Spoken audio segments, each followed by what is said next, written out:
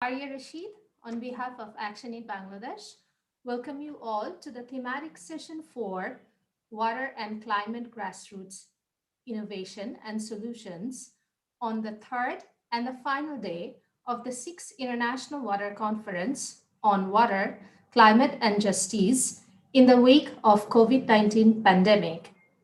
Today, in the thematic session, we have with us Mr. Ibrahim Khalil Al-Zayed, Member, General Assembly, ActionAid International Bangladesh Society, Dr. Deepak Gawali, Academician, Nepal Academy of Science and Technology, Dr. Bushra Nishad, Environmental Specialist, South Asia Region Environmental Unit, the World Bank, Van Mihap, Founder, Yes Everyone Matters, Australia, Dr. Lian Zheng, Professor and Director, Center for Innovation and Entrepreneurship, Tianjin University of Finance and Economics, China. Before we start the session officially, I would like to share the housekeeping rules with you all first. Dear speakers, please turn your microphone while speaking and please turn it off when you are finished. Please turn your video on when you are speaking, and for the remaining time, feel free to keep your video on and off as per your preference. Dear participants, as this is an online conference, your video and microphone are turned off to avoid sudden disruptions during the presentation. For the question and answer session, please write your questions in the chat box and the relevant presenter or the presenters will answer your question. I would now kindly request all the participants to turn on their video for a group photo. This photo will be sent to the press. Everyone, can you please turn your video on?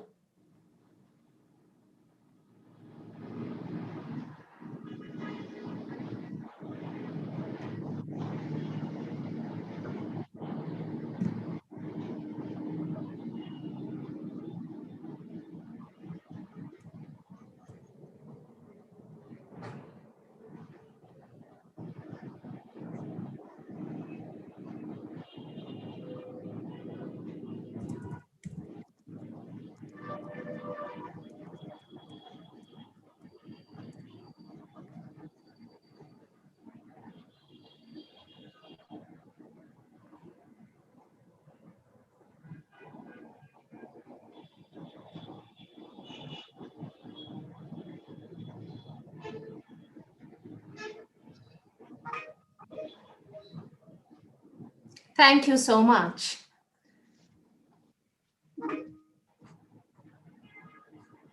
Now, I would request Mr. Ibrahim Khalil Al-Zayed, Member, General Assembly, ActionAid International Bangladesh Society, to deliver the opening remarks, and I would also request him to continue the session and moderate the session. Mr. Ibrahim Khalil Al-Zayed, the floor is yours. Thank you very much, Faria. I welcome you all, the participants of the 6th International Water Conference, to our thematic session for Water and Climate, Grassroots, Innovation and Solutions. Whenever we talk about water and climate, it's always an efficacy program, and grassroots approach is always important and essential. So I thank the organizers of the conference who have done an outstanding job of putting together the best of minds and the most dedicated in this arena for this session. I am very excited myself to learn from them. As you already know, the session is 1 hour, 30 minutes long. We shall have 4 eminent presenters. Each will be speaking for 15 minutes. After that, there will be an open discussion of 15 minutes at the end. Now, should we have a long-term broad vision or a midterm focused vision about water and climate issues? Dr. Deepak Gali will share his experience as an academic, grassroots influencer, as well as national policymaker, being that he was Nepal's former Minister of Water Resources. And I'm also going to share the other three topics first. So you get an idea of how exciting and diverse this particular session is. Next up will be Dr. Bushra Nishad, who will give us hope and encourage us how to build better and greener using Bangladesh as a case study from her extensive experience with the World Bank. Some of you may be disheartened as to how things are proceeding around us, but do not despair. Dr. Van Mihab will show you how to use your leadership to reflect on your experiences thus far, celebrate your successes, and how to escalate the pending issues. Last but not the least, Dr. Lian Zhen will share her fruitful experiences with us as to how she has navigated climate and water issues. That being said, I just realized I'm the least qualified in this session to be speaking in front of you. So without further ado, it is an honor to have none other than Dr. Deepak Gali, His Excellency. Sir, would you kindly enlighten us with your presentation today? Okay, thank you. Am I heard? Yes, sir. You are fully audible. Okay, and let me also now do some screen sharing if that's all right.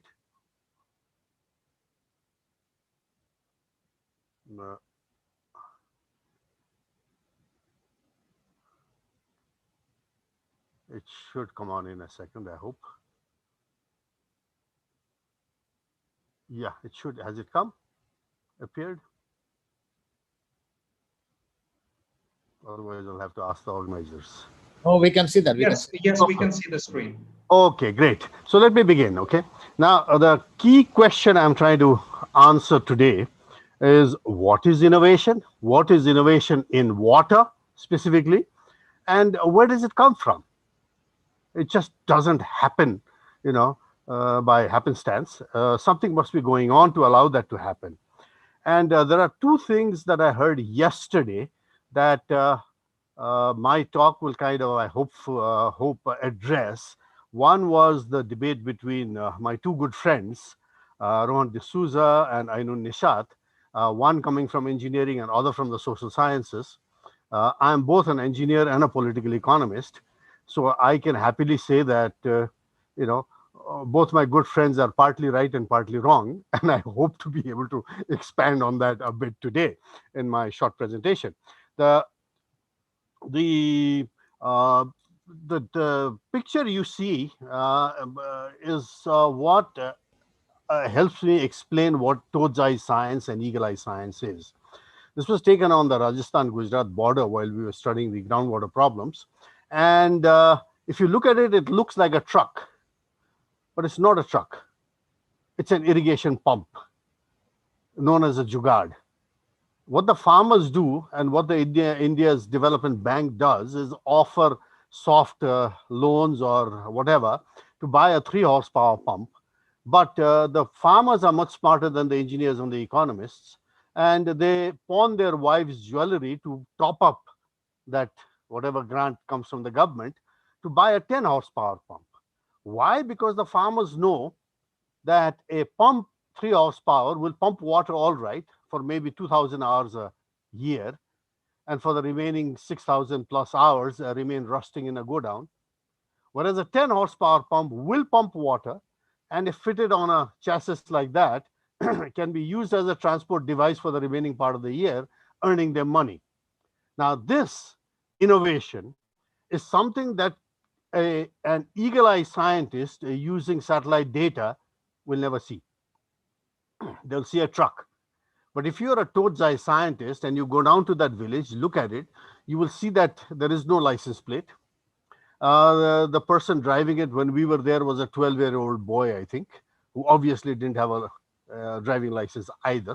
Okay, but it's a tremendous innovation that only toad's eye science is visible only to toad's eye science. Okay, so what I'm arguing here is that when we talk water and when we talk water innovation, we really have to give more primacy to towards our science and what's actually happening at the grassroots, rather than just focusing on the global, big numbers and big institutions and so on. Okay.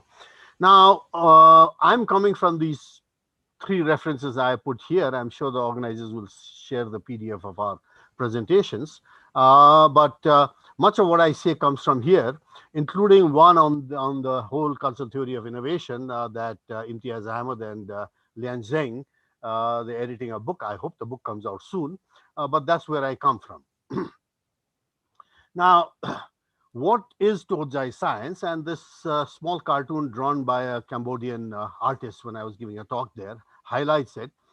It's a phenomenon. This is a meteorological phenomenon in highland Nepal's transboundary trans-Himalaya plateau, and also in Colorado that I've seen, where a rain falling, with thunder and lightning, the raindrop never hits the ground because the altitude is so high and the air pressure is so low, you know, that the raindrop evaporates before it hits the ground. It's part of the atmospheric circulation. Okay. Now, the reason I bring this up is because much of the eagle eye science based policy is like that raindrop. Lots of thunder and lightning at all the UN and international levels and all that. But the policy never hits the ground. No Nepali farmer has ever heard of an MDG, let alone an SDG right now. They go on with their lives. Okay. And while these things mean a lot to people like us, I guess, at the national and international levels. So what I'm arguing is that a lot of our water innovation, water policy has too much eagle eye science and too little towards eye science. Okay. Both are necessary. Please don't get me wrong. I mean, eagle eye science lacks roots at the ground, while towards eye science lacks a broader perspective.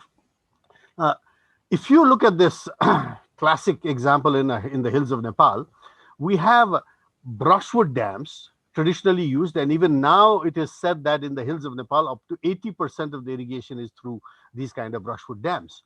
Unfortunately, most of us engineers, like me, my good friend Ainun yesterday, we are never taught this traditional technology in all the engineering institutes and others we attend.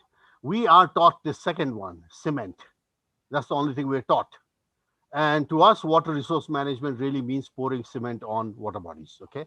Not the alternative traditional technologies, not alternative ways of doing things. The trouble is that, this second example fails miserably in many places because our hydroecology, hydrogeology is not conducive to it. In this particular example, this was built in 1961. In 1962, the river just moved away. This is in middle Nepal, and it stayed high and dry there, a tribute to man's stupidity. Okay, the area was revived later because of groundwater pumping by these humble Kirloskar pumps that are ubiquitous across South Asia. But see, I mean, one community technology was replaced by an agency technology, and then it finally by a market technology. But new problems arose because our carbon footprint is now increasing with this other technology. Okay, not to say of the national budget that severely suffers from having to import all the oil. So the question is, what kind of technology do we use? If we go to the hills of Nepal, there's a big problem brewing up right now because most villages in the hills depend on spring sources for their drinking water. They do not drink water from streams simply because streams are maybe 500, 800, 1000 meters below the village, whereas springs are nearby. Okay. Now, springs are drying across the Himalaya, Nepal included, and not because of climate change. Please don't jump to that as yet. It is drying up because of misuse of technology, giving up of traditional, watershed and other management practices, changing patterns of farming, shifting from dryland farming to vegetable growing, and a whole lot of other things. Okay, so these other drivers are driving this phenomenon of drying up of springs and abandonment of villages also, by the way. Okay, so unless when climate change impact gets much worse, as it will in the coming decades, things will be much worse. But the problem is, unless we handle the here and now drivers, that we created and we can still do something about. If we wait for climate change to happen, things are going to get much worse. So where is innovation to come from? It comes from these kind of ponds built in the hills, which are invisible to eagle-eye science and to big hierarchic agencies. The same thing happens now in the hills. Those ponds are basically groundwater recharging structures. Uh, what we see is massive groundwater overdraft all over South Asia. Okay, some areas are luckier, Bangladesh, Bihar, Uttar Pradesh areas, southern Nepal, because the Gangetic plain is alluvial plain and groundwater replenishment is much easier. But still, there are pockets of massive groundwater overdraft. The uh, social reaction to groundwater overdraft comes from this diagram that we made after our research in Tamil Nadu, Gujarat, and Nepal, and Uttar Pradesh. And this takes off from what yesterday Catherine was ended with, which is a cultural theory explanation of some of these resource conflicts. Too much of our social sciences were stuck with bureaucratic hierarchism or with market liberalism, forgetting that there's another social solidarity of activist egalitarianism, which comes from a very different value system and sees the problem very differently. So the argument here is that uh, technologies like the brushwood dam technology, or as my late great friend Kamrod Siddiqui, the great engineer from Bangladesh, who told me about the rubber dams, the innovation there with rubber dams, because Bangladesh is very flat and you really don't need to build big high dams. Well, there's nowhere to build high dams, big high dams, but rubber dams that could temporarily be put in, just like these brushwood dams in Nepal that get washed away during the monsoon, because no monsoon nobody needs the water, but in the dry season they function for giving a second, third crop. Okay, the rubber dams were very useful. Okay, and it was hoped that that kind of technology is really water grassroots innovation that happens because people at the grassroots see problems very differently. And these four social solidarities that see water very differently, not just as a private good and not just as a public good, but also as a common pool good. Okay. And the problem with water is, as I argue, that climate change problem was created by the energy sector, but society is feeling the major impact of water, of climate change through water, either through too much water, too little water, we know about that, floods, droughts, or through humidity changes massively that's leading to disease vectors moving into areas that never had them before, like malaria moving up in the Himalayas to areas that didn't even have mosquitoes before. So you see that the definition of what the problem is, market individualism, believes in its own, as long as I can pay for it, why do I bother? Bureaucratic hierarchism, which thinks of public good, says more rules and regulations are needed. Yes, they're needed, but they are not the only solution. Whereas activists argue for behavioral changes. So this is where the problem is. I won't get into too much of a description of this concept theory diagram, but essentially it takes off from the last diagram of Catherine yesterday, where the perception of risk is socially constructed, and each one of these different social groupings or social solidarities, as we call them, bureaucratic hierarchism, market individualism, activist egalitarianism, and voter and consumer fatalism, they define the problem very differently. And there's no integrated there, you see. All that can be done is to bring them together and give them a voice at the table and also respond to them. Not all of them are right, but not all of them are all wrong either.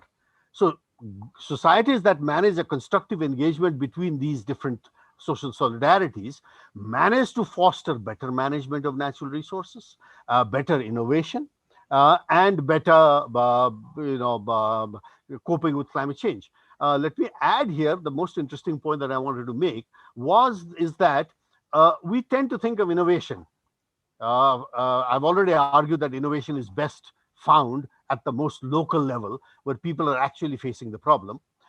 Now, even at that, you find out that markets are really good at technical innovation. because they're risk takers. They have substantive rationality, and they use a form of power that's called persuasive power. Bureaucracies are risk minimizing, they use procedural rationality, and they are good at managerial innovation, not technical innovation. No major government bureaucracy ever invented the iPhone. Okay.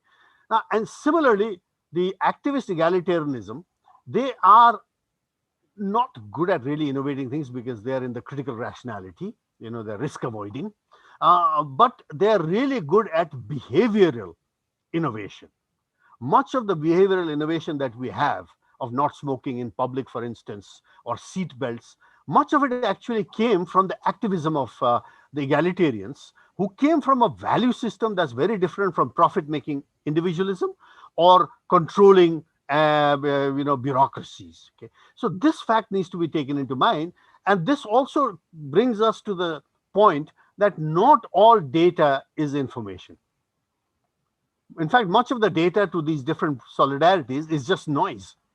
So you may be in one solidarity, if you're a fatalist, you're in resigned passivism, and all the information is just what the TV broadcaster or somebody gives you. If you're an entrepreneur, information is private good, and you're going to get it no matter what. You're in the data picking mode. If you are in the egalitarian mode, data is common pool good for you, and you go into this dialogue mode. Whereas if you are in the government agencies, UN, wherever, information is public good, and it is through registration. Who has the right to take in what information, and who has the right to give out what information, all determined by rules of the hierarchy. Okay, so you see that even information and data, and where science begins, is very different from for each one of these solidarities, and that fact must be taken into account. Now, if you leave the fatalists aside, you find that our policy stool, when it comes to water, climate change, you name it, any of these wicked problems, you find out that you have very different technological choices made by these three active solidarities. Fatalists are passive, so let's leave them out. And they use very, very different types of power that, in our own Eastern terminology, we call them tamasic, sattvic, and rajasic powers. They are very, very, very different types of power that are deployed, which is why we make a major mistake in modern times with agencies when the belief is fostered that policy is all about government policy. Yeah, government policies are important, no doubt about it. It's hierarchy over here. But markets, don't tell me Bill Gates and Jeff Bezos and Coca-Cola don't have policy. It's a formula for the use of their power. Okay, markets have their own policies, and so do activists. Greenpeace has its own policy, and in fact, it's the only NGO, it is said, which can enforce its policy through a navy and an air force. Those rubber dinghies and helicopters that they use to in their battle against whatever it is they're battling against. Okay, now this Sir, is not. We have 2 minutes left. I'm on my second last slide, and I'm about to finish. This three-legged policy stool is not that hunky-dory. What we do have is massive distortion that we see. We see that governments do not really govern, the rent-seeking license Raj. We see that markets are not free and competitive. They are crony capitalism. Okay, and we see that civil society is not, and most NGOs are business by other means, not real egalitarian civil society. And in reality, this development dharma, each one should be doing its own dharma, maintaining its own dharma, but it is not. And that distortion is what is leading to the corruption, not just in the financial sense, but in the more broader governance sense of water governance, which is having a severe impact on all our water management, responding to climate change, responding with innovation. So summarizing, as I said, climate change was created by the energy sector, but is felt by the water sector. And we have to do something about the real drivers behind the water crises, and especially at the grassroots. COVID has also exposed that a single type of solution of converting every home into a hospital, ICU, and isolating it does not work. You can't have people washing hands multiple times, 20 seconds every time, to avoid COVID in places where people live 8 to a room, laborers in cities, and the landlord only provides about 6 liters per capita per day. It just doesn't work. Okay. So these monistic solutions don't work. We need to address, as I said, our water problems with more towards eye science. Okay. We also need to rethink development to move away from maldevelopment to apt development through things like the nexus approach.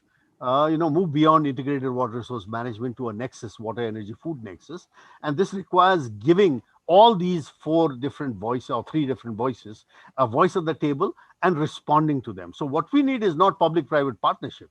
What we need is public-private civic partnership, PPCP. The C is missing in most of our debates.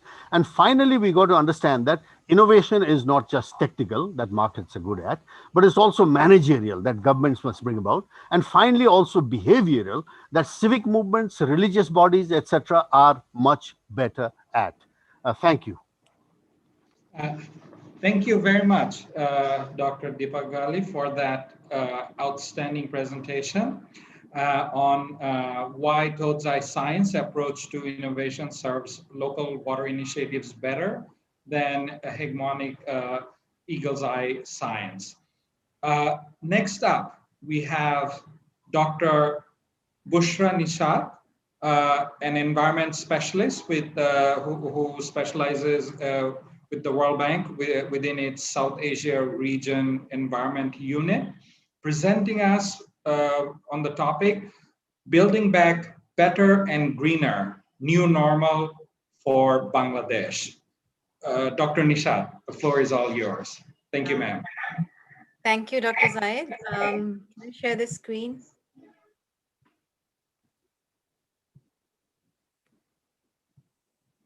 Do you see it? Yes, we do. Yeah. Thank you. Okay. Thank you for the introductions. My name is Bushra Nishad. I'm working with the South Asia Environment Unit with World Bank. But my background is actually water. I've been working in the water sector for quite a long time. I want to thank ActionAid for organizing this International Water Conference and 6 times in a row. And hopefully next year we get to go to Kuakata.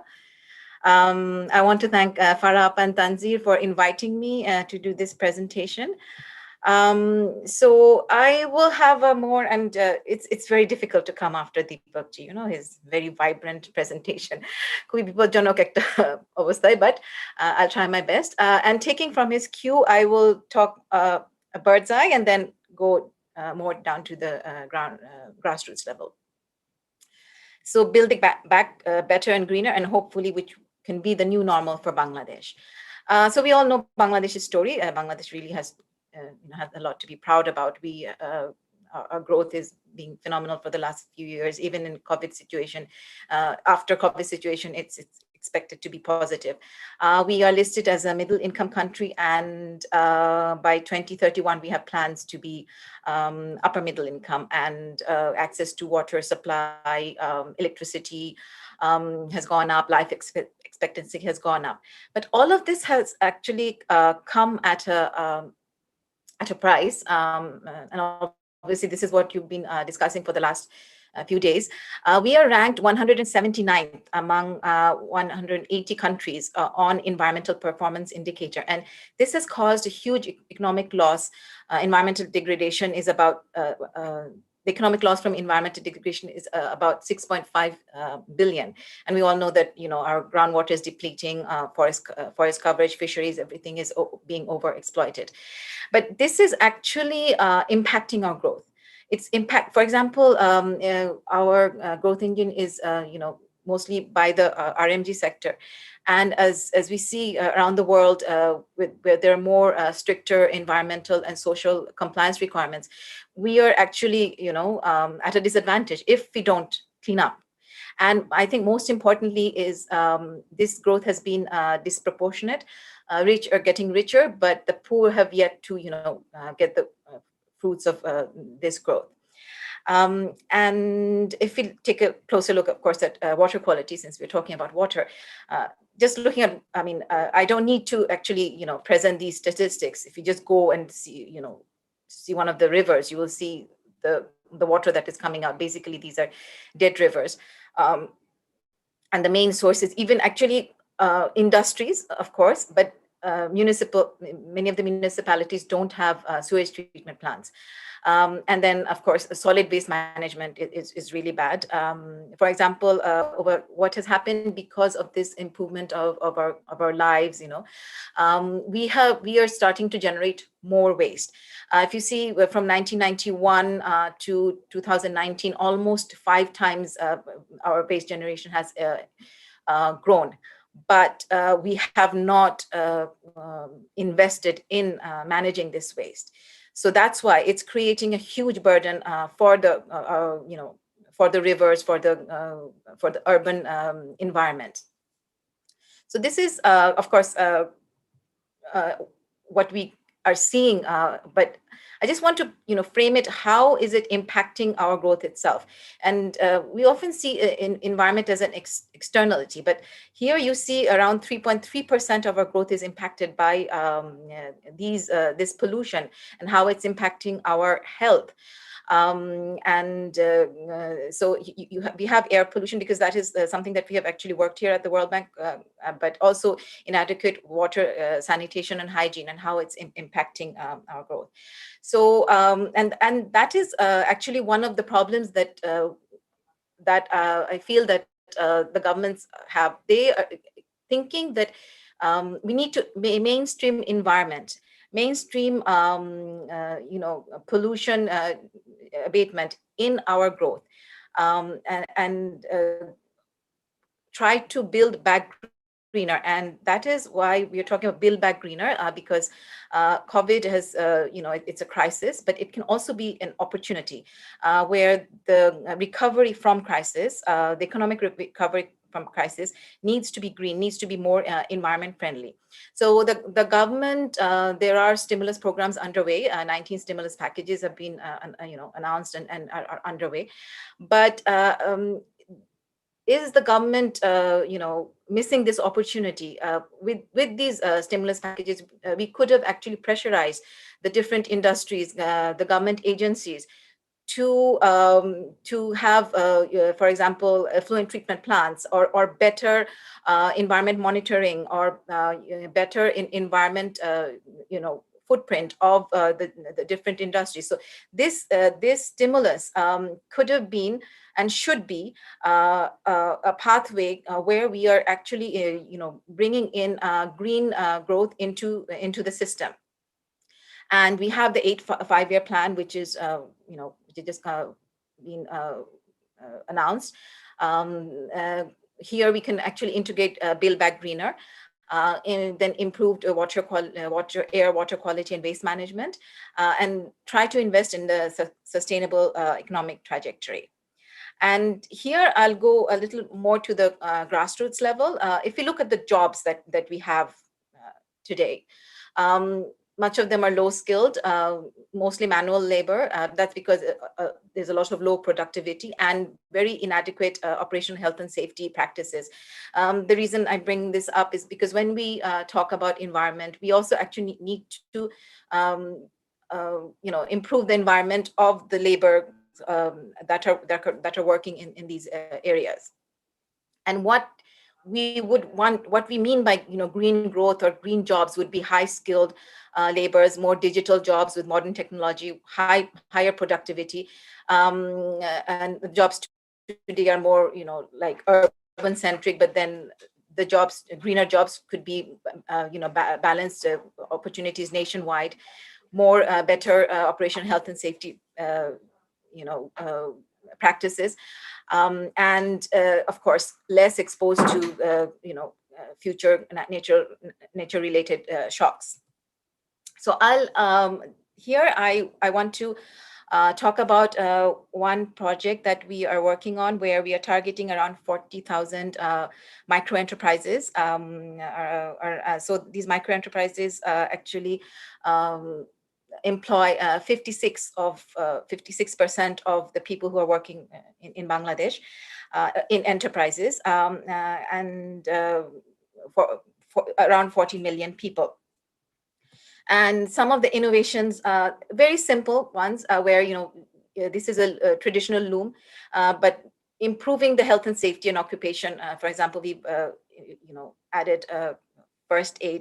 And innovation, I mean, I think we have to think of environment in a broader sense, the environment of the person that is working there, and then also the products, and also the waste that they're generating. So this is something that used to happen before. People just used to throw waste out into the open.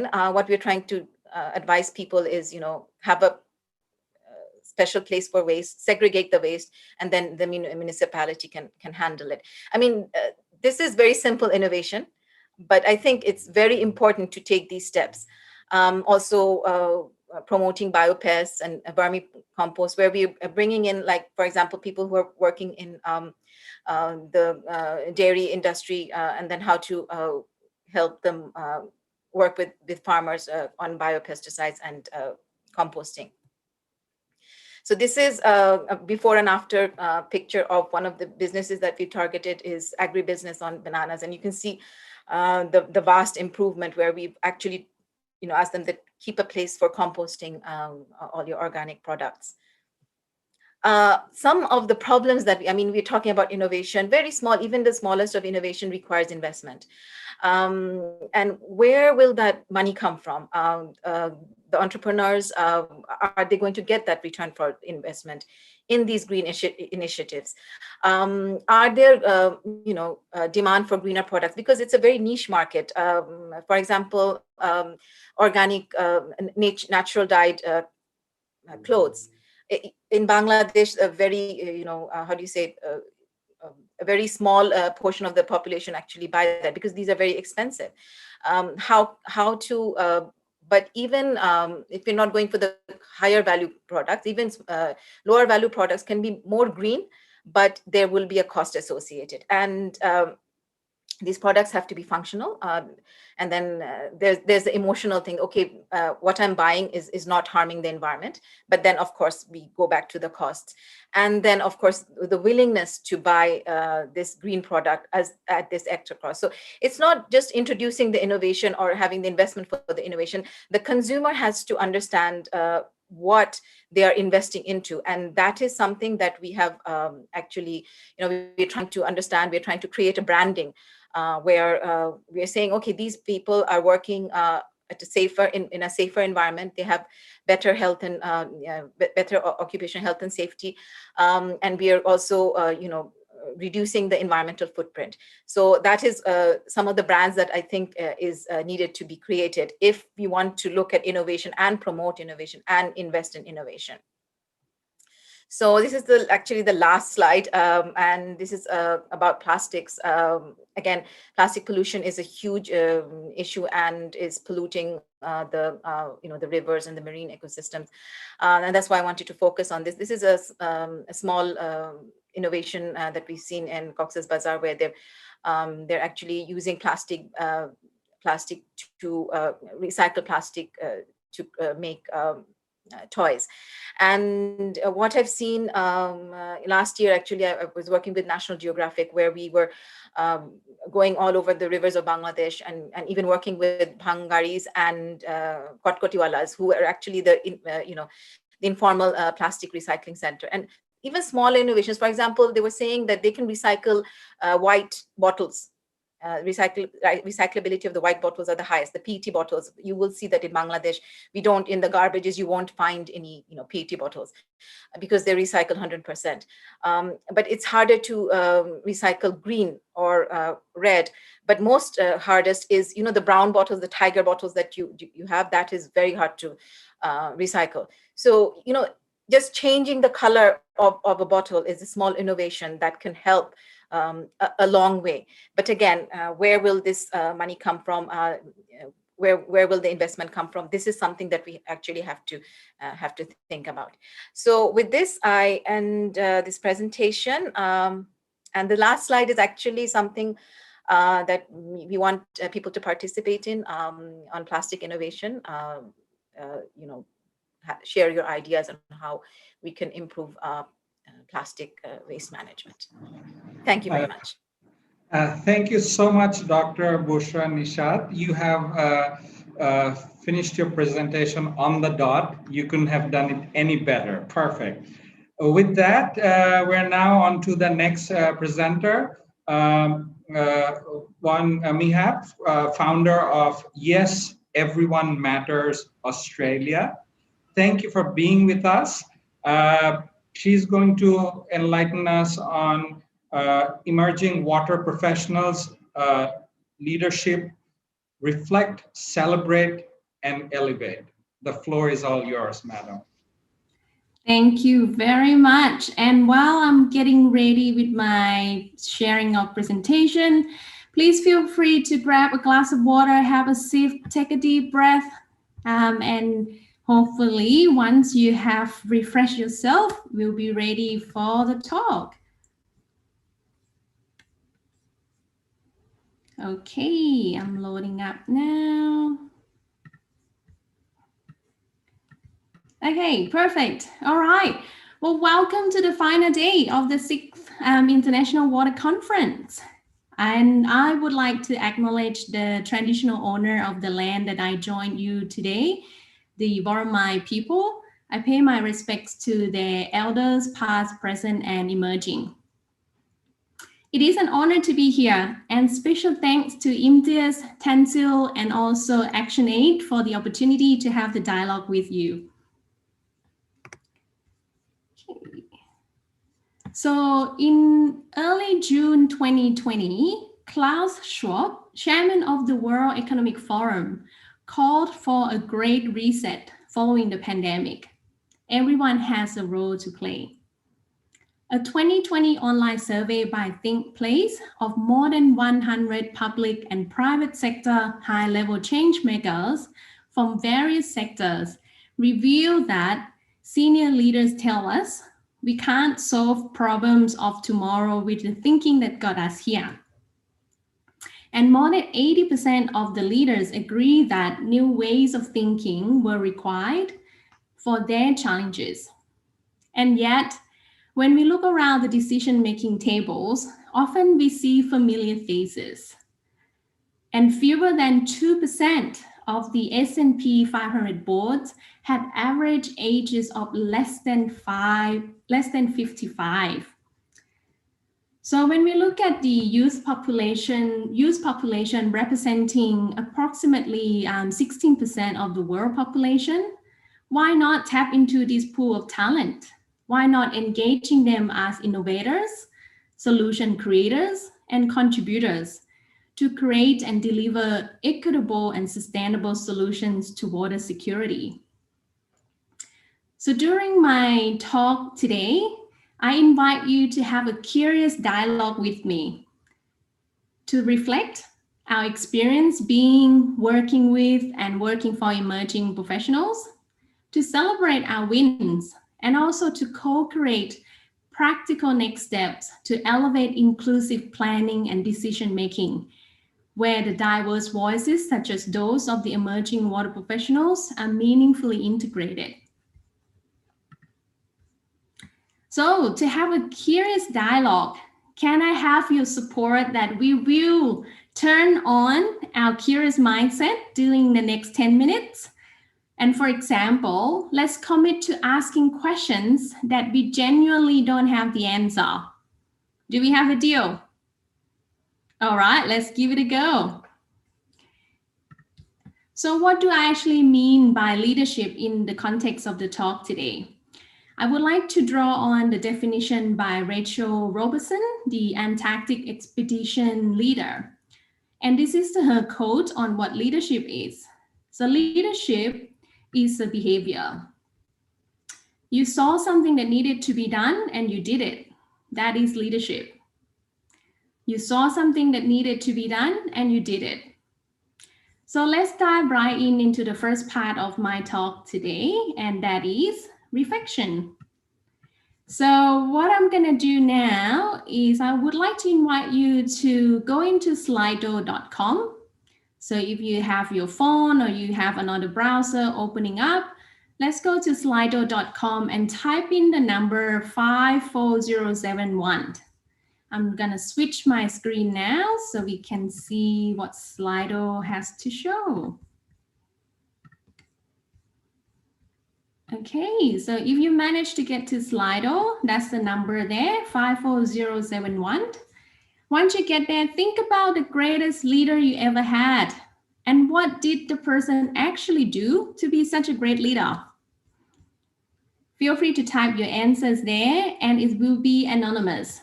So we won't know who say what. I'll give you about a minute to give that a go.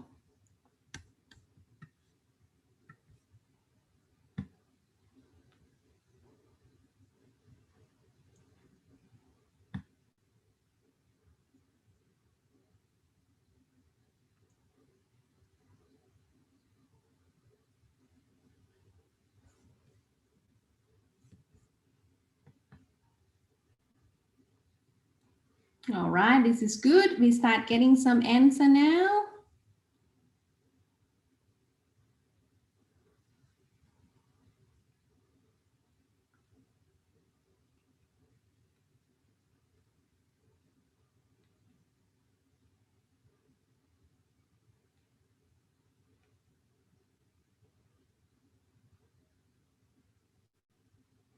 Ah, there we go. We have a good example there too.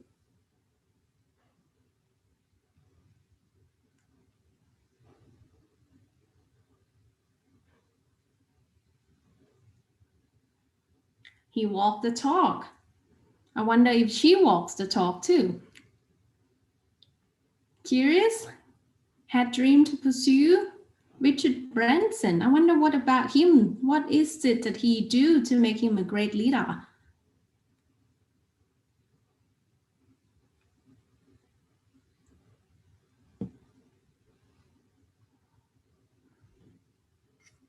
Perfect. Thank you. Keep that coming. And while we are at it, the next question that I'd like you to consider, let's see, we can move to the next one. So from 1 to 5, so score 1 to 5. 5 is excellent. How good are you based on the characters or the behaviors you just described in that great leader? So 1 would be a lot of room to improve. 5 is absolutely there.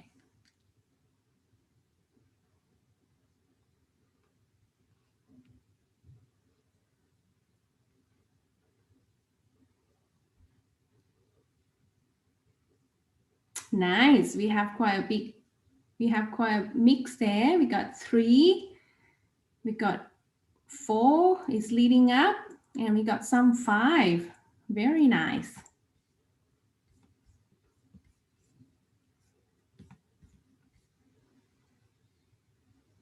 Lovely. Keep that coming. It might take a bit of time for it to load, but otherwise, I'm going to revert back to my talk here. Perfect. So where are we up to? Great. All right. Thank you for joining in the reflection activity. And that actually leads me to the first observation about emerging water professionals' leadership that I have noticed. That is reflection. After working for and with the emerging water professionals in the last 6 years, under different global and local initiatives around the world, including International River Foundation, I noticed that reflection is an important practice of their leadership. And congratulations, you just had a go at practicing leadership behavior, reflection. And that took you actually less than 3 minutes to do that. So please take the time to reflect. And what a better way to do it is to involve your peers into the reflection process. So my work with and for emerging water professionals is much more productive when there are supports from emerge or senior professionals. Mentoring, including revert mentoring, is what I found to be very impactful. The emerge professionals we engage with actually express their appreciation and acknowledgement of the benefits that the emerging water professionals bring to their professional development. We cannot do it alone, and we definitely need the support from senior professionals for meaningful engagement to actually happen. And these are my two reflection insights: reflection as a leadership practice and the collaboration across generations. So now let's turn the spotlight back to you. And once again, continuing on with the Slido, please share with us your reflection from your experience being an emerging water professionals or working with and for the emerging water professionals.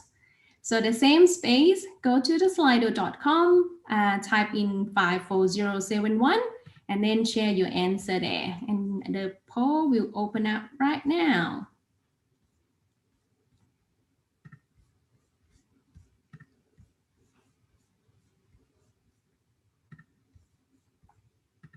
And while you're thinking about your answer, I'm going to bring up this screen so you can see what people are thinking about that.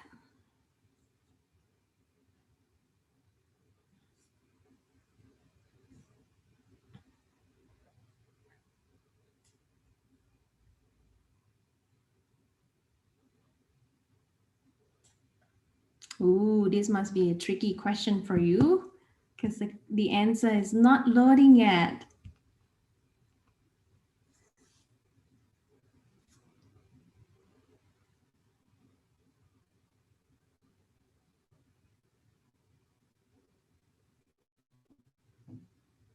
Focusing more on locally led adaptation, market overriding the indigenous knowledge. That's a very important point, indigenous knowledge, certainly.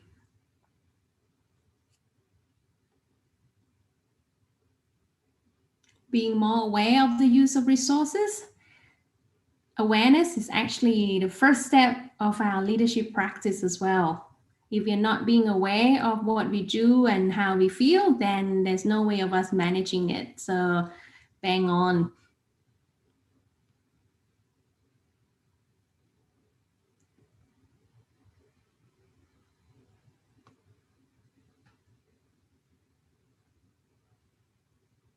Awareness on water commons and the rights of rivers. Nice one. All right, 1 minute is up, but keep it coming. And there will be a lot more opportunities for us to have the conversations on this topic as well. Communities to further support riverine communities. Rajan saw that something needed to be done, and he took the first small step by actually reaching out to his network. And from there, the group actually reached other EWPs or the emerging water professionals around the world. And during the International River Symposium last year, we shared the story of riverine community from Indonesia, Vietnam, Nepal, Myanmar with the global river practitioners. But what is really special for me in this case is that their messages were made available in their own languages and reaching out many non-water people. And that created a bridge to non-water sector. Because I'm running out of time, I'm gonna share with you the key element that I would like to highlight here. So what is it that made it possible for us to achieve a more inclusive engagement of those that don't usually get involved in the decision-making process? What I usually discover is that to achieve an integrated approach to resources management requires a meaningful engagement of all generations. In the context of this talk is the emerging water professionals. Firstly, the purpose of engagement must be clear. Both the top-down and bottom-up approaches need to go hand in hand, and it is the system change we need to address. And with that system change, three key elements are the critical enablers that I like to highlight here. Firstly is individuals, and that refers to their leadership, technical competencies, and their confidence. Secondly is the social capital. And with that is mean the cross-sector and generational collaboration, including mentoring, coaching, social values, social networks.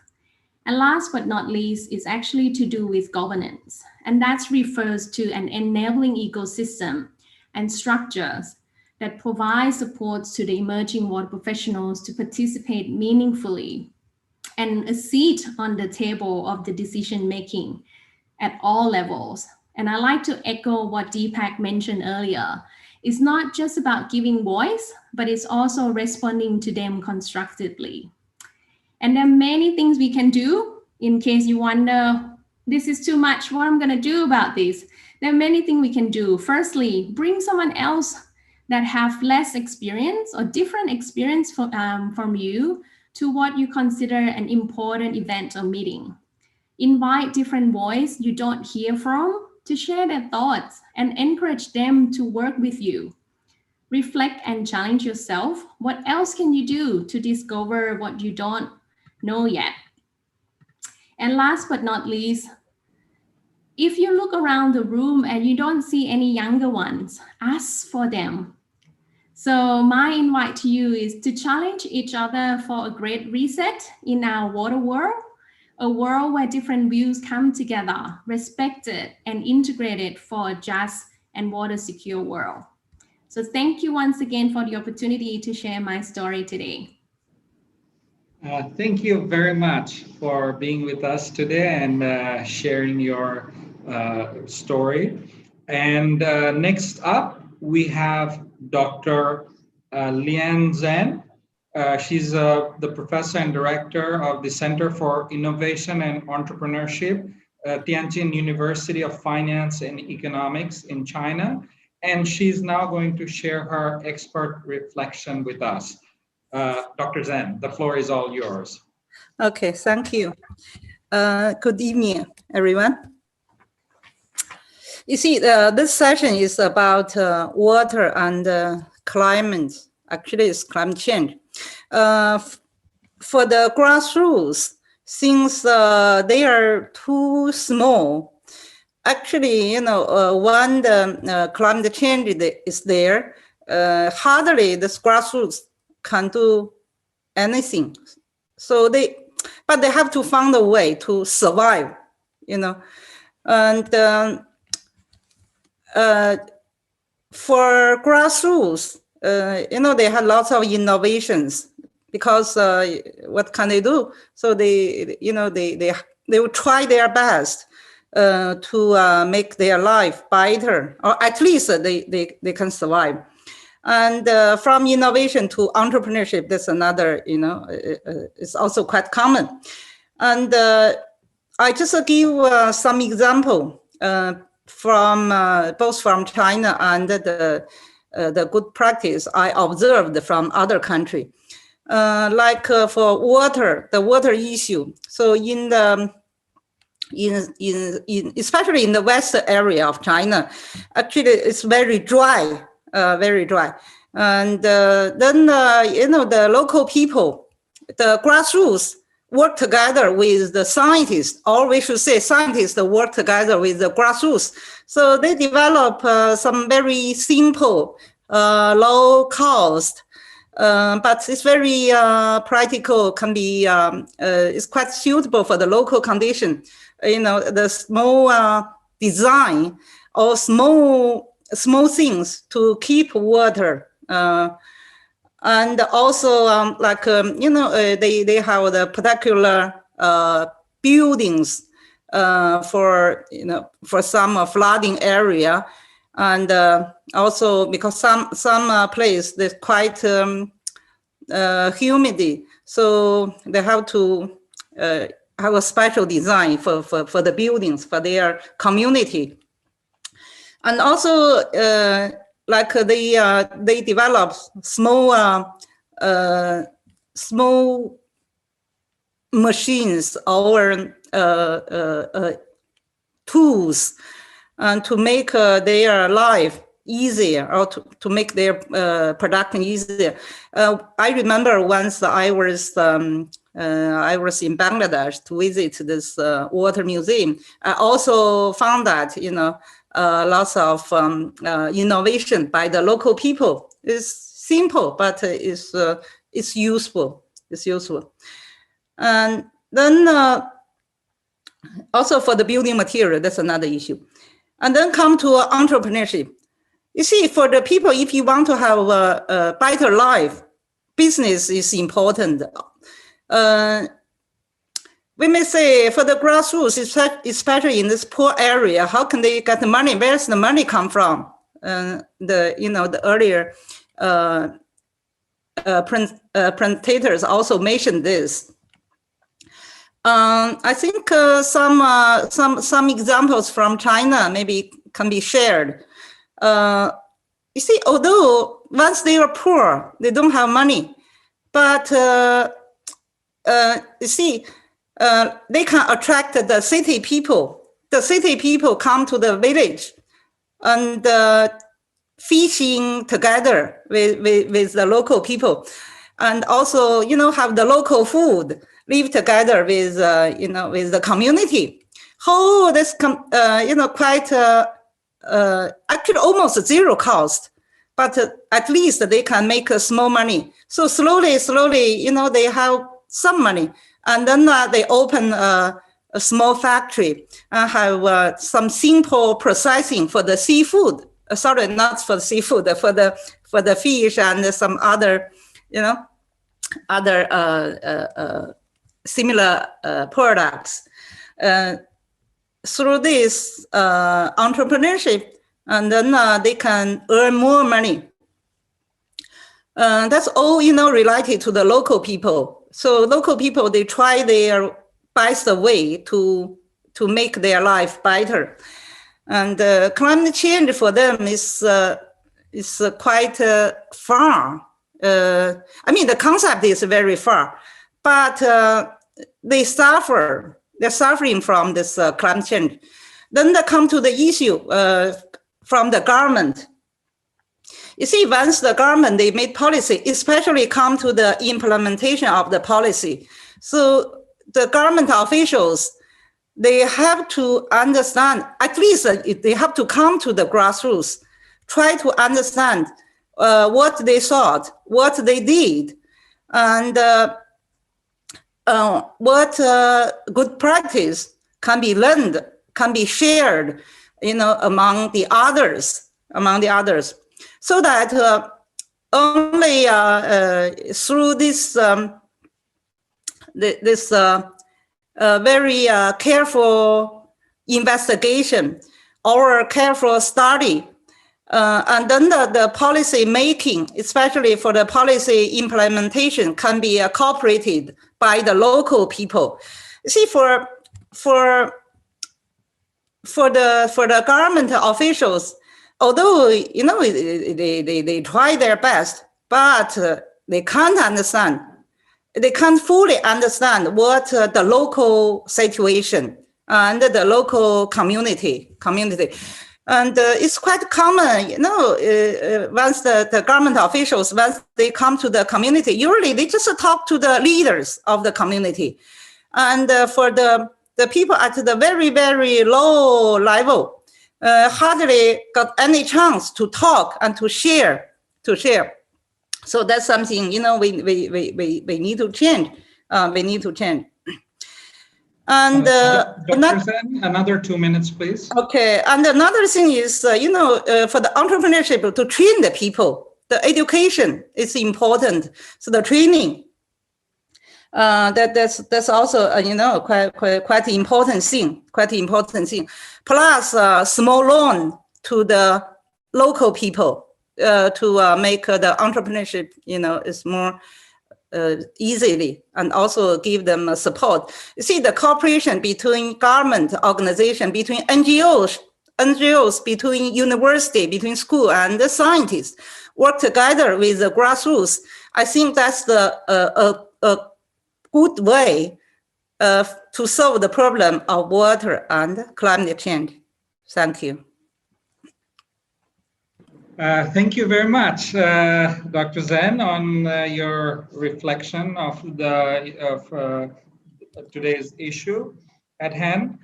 With that, we're now at the open session. So far, I have received 2 requests, and I'm sure there will be some more coming through my chat box. First up, I had a request from Mr. Kamrul Ahsan Khan of Bangla Environment Network, and he wanted to share his experience on how to connect activists. With that, sir, the floor is yours.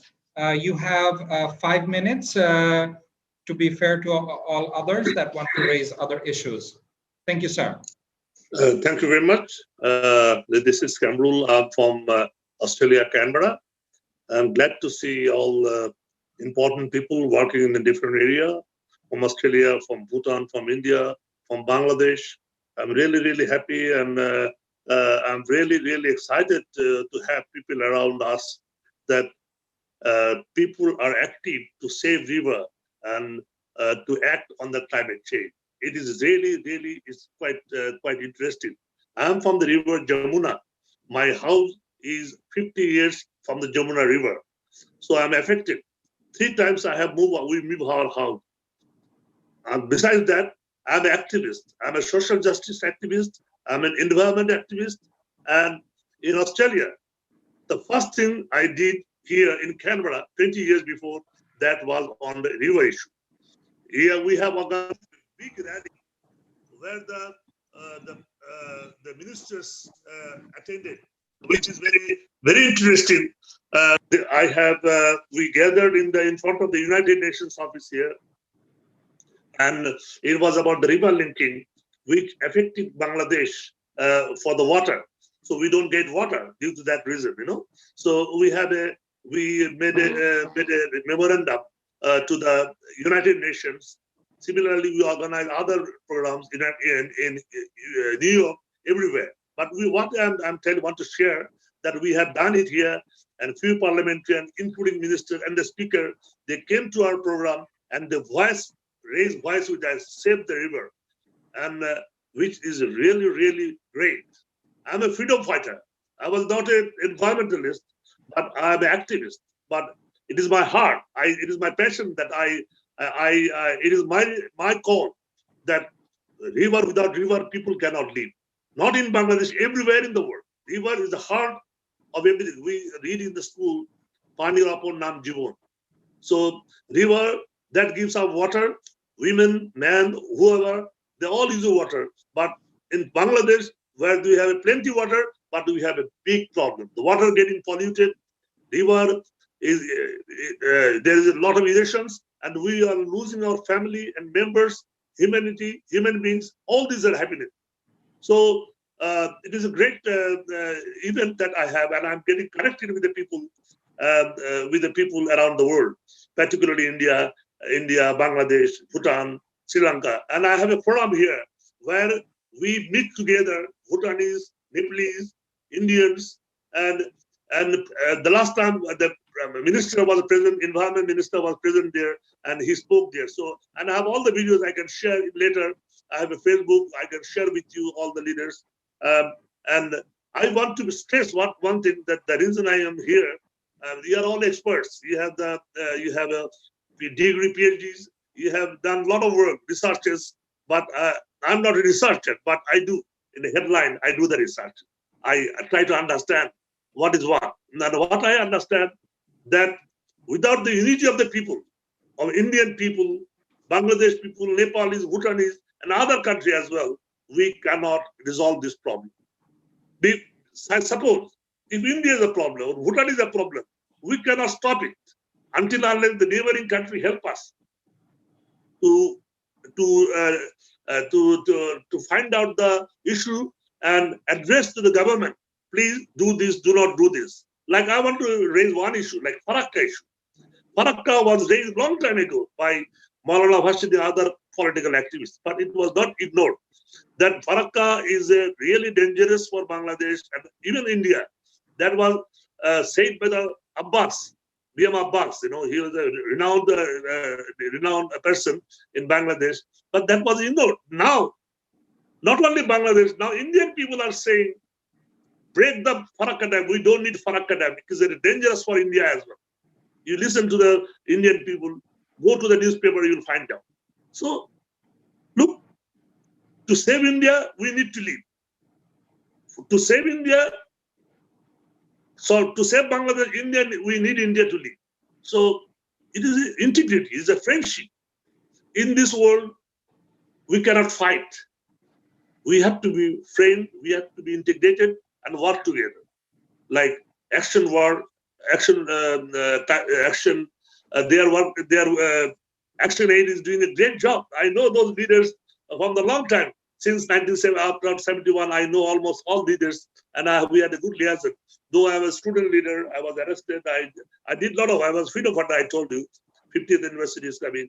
So I'm really, really happy that the Action Aid is organizing all the resources, like a river, our climate change workers together into the platform, so to bring the country forward, so which is really exciting. Yeah, okay, I think that my time is over, but at the end, for your kind comments. I want to tell you one thing. Please get connected. I live in Canberra, Australia. I have one Australian friend who was a nice speaker. Max is her name. Please be connected. We will work with you, and we will make this world beautiful and nice. Thank you very much. Thank you very much, sir. We appreciate your feedback. There was one comment that was sent to me privately about whether there's an e-certificate of attendance is available for this conference for those of you who need professional credits. Those will be provided to you. Just let anyone within ActionAid know about it, and they will be emailing you the e-certificates. With that, there's two others that I have on my list here. Mr. Ram Prasad Bandari asked a question for Ms. Vaughn. I'm now giving the floor to Ms. Vaughn, one of our presenters today, to discuss more on Mr. Bandari's question. Thank you very much. Thank you, Ran, for the question as well. Not an easy one.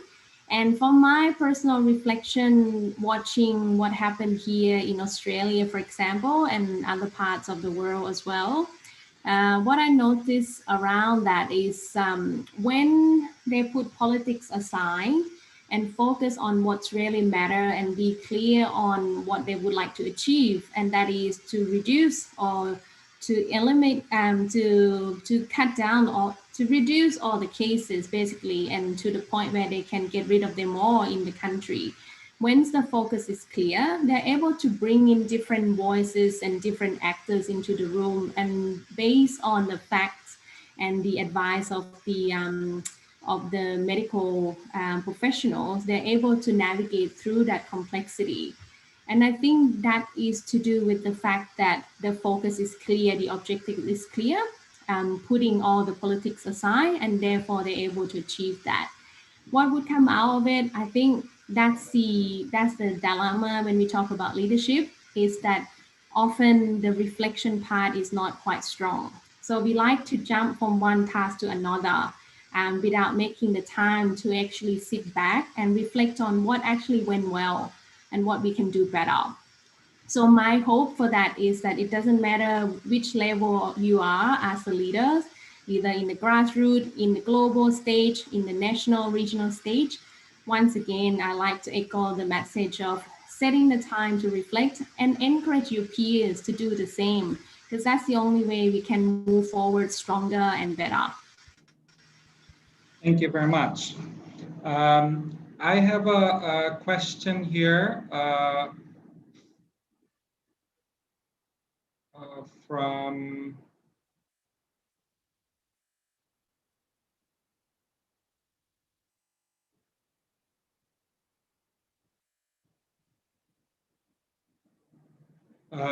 Mr. Kashmir Reza, who is the president of Poribesh o Hawar Unnoyon Songstha Bangladesh. His question he has not directed to any specific speaker today, but I'm just going to state the question, and if any one of the speakers today would kindly like to pick it up. So the question is, we are working for the wetlands of northeastern part of Bangladesh, locally known as Hawar. We have some issues like biodiversity, fishermen rights, crop failure by flash flood, etc., to share with international community. How can we connect ourselves with international communities? Any of our esteemed speakers today, would you like to pick it up?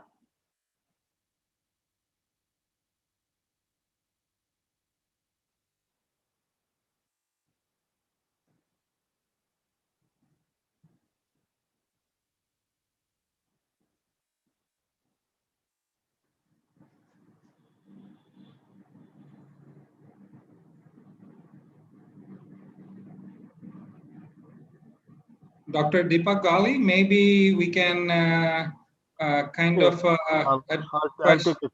I'll Oh, take a okay. crack at it. Okay. I mean, the entire environmental community, South Asia and in the larger international community, has been working on these issues.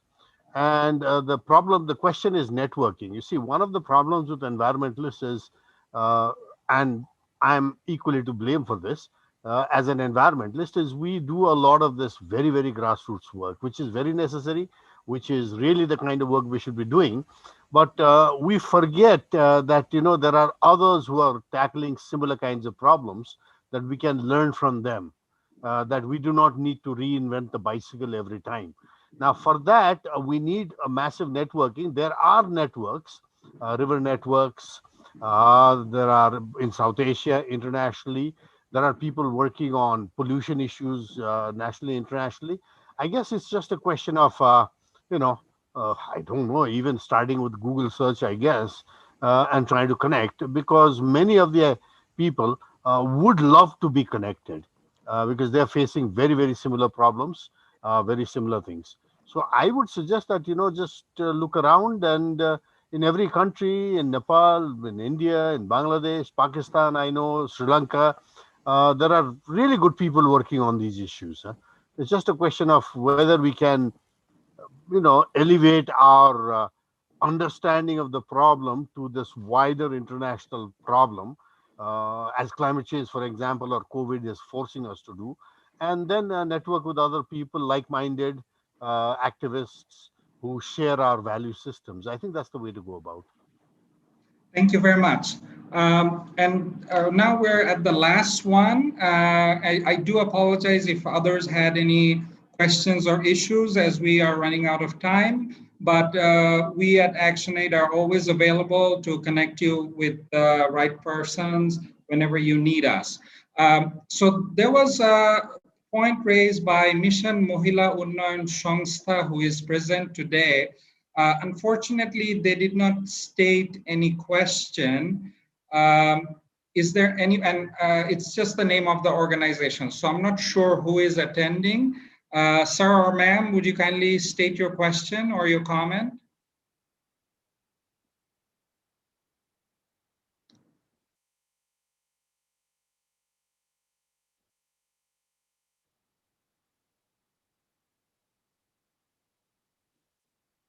Anyone from Mission Mohila Unnayan Sangstha?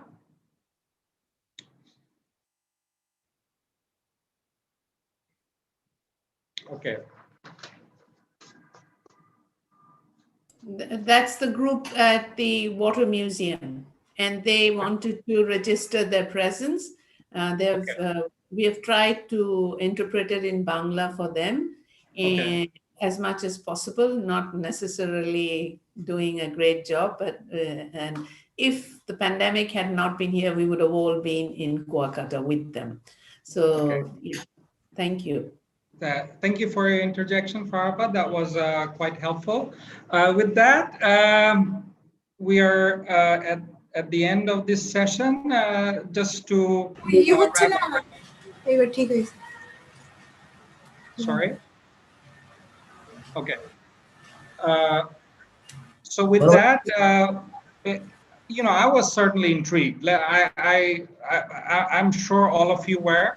Dr. Deepak Gali certainly knows how to pull together the opposing ideas together. Thank you for enlightening us on Toad's Eye science and Eagle Eye science.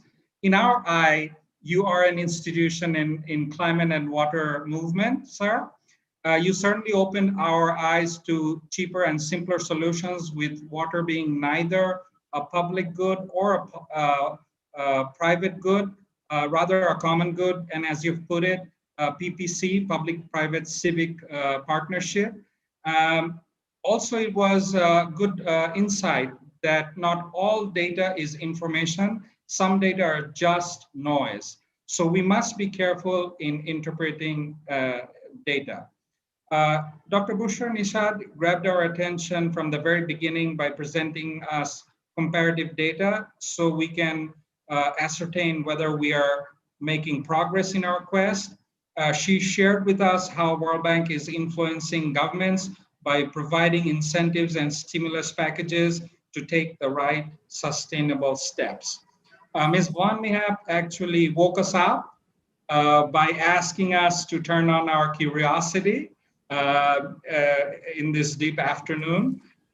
She walked us through reflection activities and, most importantly, how to involve others in the process. She showed us how our work does not have to be monotonous and exclusive.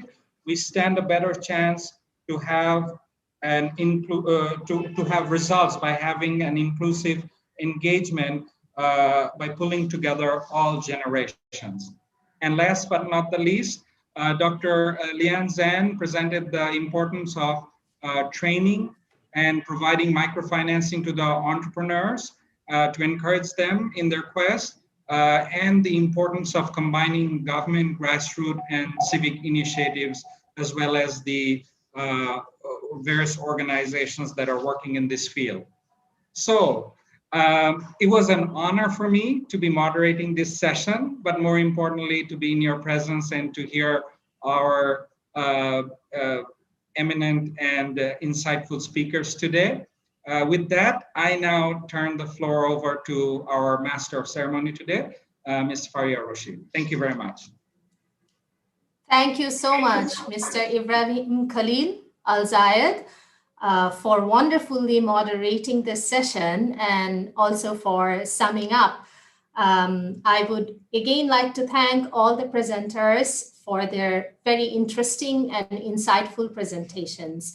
And with that, we are at the end of this session. We will now go for almost a little more than a 15-minute break. We will meet you at the special session at 11:40 UTC, which is 5:40 Bangladesh Standard Time. Please follow the Zoom link shared with you to join the next session, or you can also join us on Facebook. Thank you so very much to everyone for your meaningful participation to make this conference a successful one.